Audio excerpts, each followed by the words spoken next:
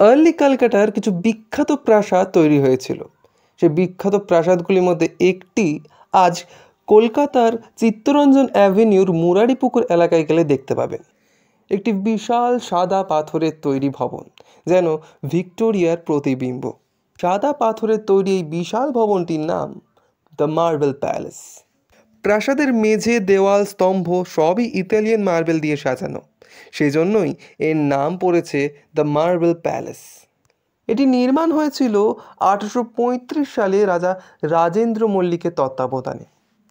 তিনি ছিলেন ধনী বাঙালি জমিদার ও একজন বিখ্যাত শিল্প সংগ্রাহক।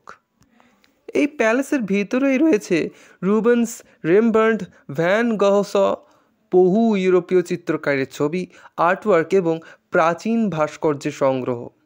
রাজেন্দ্র মল্লিক একসময় ইউরোপ ভ্রমণও করেছিলেন এবং এসব তিনি সেখান থেকেই নিয়ে এসেছিলেন। বাড়ির ভিতরে একটি ছোট্ট চিড়িয়াখানাও আছে, যেটি নাকি ভারতের প্রথম ব্যক্তিগত চিড়িয়াখানা হিসাবেও পরিচিত। তাহলে কবে যাচ্ছেন এখানে ঘুরতে?